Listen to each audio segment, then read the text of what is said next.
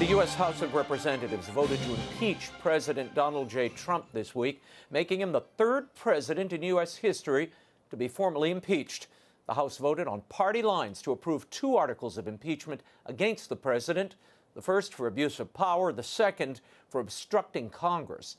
Here to talk about what transpired in Thursday's historic vote and where the process goes from here is House Minority Leader Kevin McCarthy. Thank you for being here. I know it's been a busy day for you, busy week. After years of urging impeachment, once the deed was done, Speaker Pelosi held a press conference last night, and she made this astounding statement regarding forwarding the articles of impeachment to the Senate. Watch. I said we're not sending it tonight because it's difficult to determine who the managers would be until we see the arena in which we will be participating. This is unprecedented, Minority Leader. What is happening here? Is there a legal precedent and grounds for doing this, withholding the articles after they've been passed by the whole House? She has none. Now, you got to pass the second one to pass the managers. And once the managers are passed, then she could send both. But she's talking about holding the complete thing, which is unconstitutional. To me, she's acknowledging how weak her case is. It's almost an embarrassment. Then you have Schumer over there trying to ask for witnesses because he knows how weak the case was over in the House. Do you see this as an obstruction of Congress, which is one of the charges, articles of impeachment, that Jonathan Turley was correct. A Democrat, Jonathan Turley, constitutional scholar, he said the only abuse is how fast they are moving this and what they're doing. It's the Democrats who are actually abusing of Congress. So there's no legal requirement that she appoint House managers and pass this out of the House. I believe it's constitutional, no, that she would eventually have to send it. She could not hold it the whole time because it is in the Constitution. When you impeach, and then the Senate is the jury. Yeah, you've got to have the trial. The only thing that she could be thinking of, here I accused him of something, and a trial lets him prove his freedom, I'm not going to let him prove it. Well, and she said she was offended because Majority Leader McConnell said, I'm not an impartial juror. I'm a member of Congress, and I already don't believe this case at all. She said he's prejudging the trial, and therefore she feels it's politically tainted and partisan to send it over there. What's so outrageous, she's concerned about process. She would not give a fair process here. But think about this. The chairman of the committee that did impeachment, Nadler, he campaigned for that chairmanship on the basis that he'd be the best for impeachment. She said they worked on this for 2.5 years, long before any phone call. I mean, they have planned this, gauged the system, changed the system, and now they're frustrated because they have a very weak case. I want to show this to you. This is Speaker Pelosi at a press conference when she was naturally asked about withholding these articles of impeachment from the Senate. Watch. Anybody want to talk about the SALT tax that we're passing today, important issues that relate to the economic vitality of our communities? Any other questions? Because I'm not going to answer any more questions on this. How can she not answer questions on this? She's been talking about this for 3 years. They've been beating this drum, and we heard about it during the Mueller investigation. Then it was Ukraine. How can she not talk about it? Can you picture this? She just impeached the President of the United States last night. She's the Speaker of the House that has this weekly press conference. I go after. She walks into that and says, I won't take any questions on impeachment. It's like she's raising the white flag. She knows how bad it is. You know what else happened in this process? Today, one of her own members switched parties. Tell me whether you think she was smart about doing impeachment or not. The poll numbers are down. Her conference is smaller, and we're stronger. I noticed that. The Gallup poll out on Wednesday, the president has a 45% approval rating. That's up 6 points since the impeachment inquiry began. Did the Democrats make a mistake in bringing this so quickly? They made a big mistake, but they also did damage to our country. I mean, this is what Alexander Hamilton wrote about. This is what he was fearful in the Federalist Papers, that some party would use the animosity to not look at what is right and what is wrong. That's exactly what they did. They were blinded. Now, Speaker Pelosi insisted, I was there the other day when she said this is a solemn and prayerful occasion. But video has emerged of Congresswoman Rashid Tlaib on her way to vote for impeachment. Watch this. Hey everyone, I am on my way to the United States House floor to impeach President Trump. On behalf of my incredible district, 13 districts strong. Let's do this. What did you see around the edges of this? Was it solemn and prayerful? Not at all. But also, on her very first day when she was sworn into Congress, you know what she said that night? That she was going to impeach the mother. Yeah. That is what she said. And when I mentioned that on the floor, that they had planned this from the very first day. Right. Even Raskin, who represented the Democrats in the Rules Committee about the articles, Right. he talked about impeaching the president at a rally 2 days before the president was inaugurated. It's And what when they planned. When you mentioned this during your final wrap-up speech last night, Congresswoman Omar said, "Shut up." She did Stop it twice. It. Stop it. She didn't want to hear the truth. I just said, those are not my words, those were hers. Wow. You know, I started the whole thing with, I had to warn the speaker, I'm going to say something that's really going to upset my Democrat colleagues. Donald J. Trump is president of the United States. He's president today, he's president tomorrow, and he'll be president after this impeachment.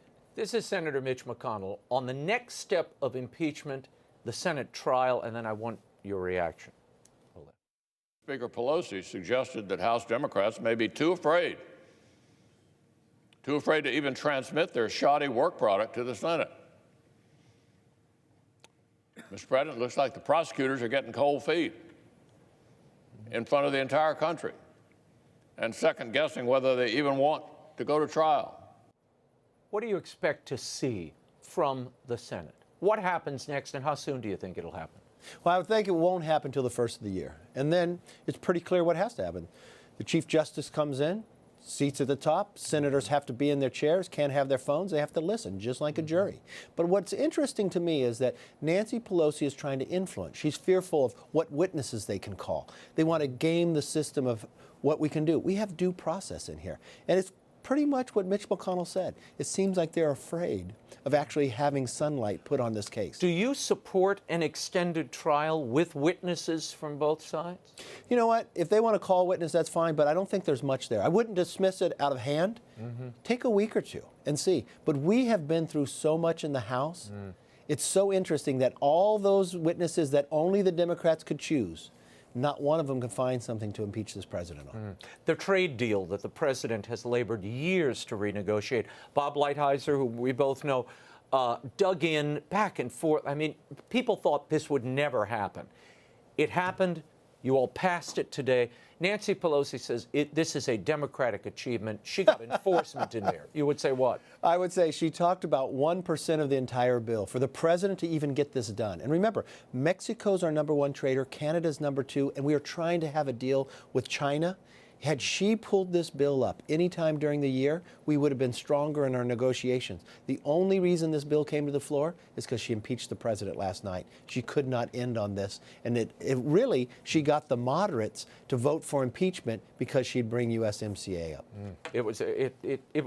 It's an amazing achievement, though. And I remember early on people said Donald Trump was out of his mind to renegotiate with Canada. The Canadians said, we're not doing a deal with you. So did Mexico. The fact that he got that through, that is extraordinary. And I mean, I've read chunks of it. I've read some of the summary. Seems a good deal for the American worker. It's a great deal. But the most important thing, you were right. This is the art of the deal. This is what the president talked about he'd be able to accomplish if he was president. I think business schools will study how he negotiated this because it's almost impossible to do, and he did it. Now, there is something we need to talk about. The other day, you all passed this omnibus bill, Yes. $1.4 trillion in spending. I wish it was just a billion. I wish it were too. I want to say billion because I feel my tax dollars leaching out and going to that place. $738 billion for defense. That's a $22 billion increase above the spending caps that you all voted to put in and then blew through last time. Other thing, a 7-year reauthorization of the Export-Import Bank, which the president opposes utterly. He only got $1.3 billion for the $8 billion he wanted for the wall. Is this a good deal? And how long can we continue borrowing against our children's future? You know, the real fear I have that every great society collapses when they overextend themselves. Yeah. And the real challenge here is I'm concerned about this spending, but this is not the big makeup of the spending. This is discretionary. And the interesting part, when the Republicans had the majority, when Nancy Pelosi had to hand that gavel to John Boehner, and I had to hand it back to her now, do you realize during that whole time we actually spend less on discretionary? Republicans didn't increase it, didn't put a COLA, actually spent less discretionary.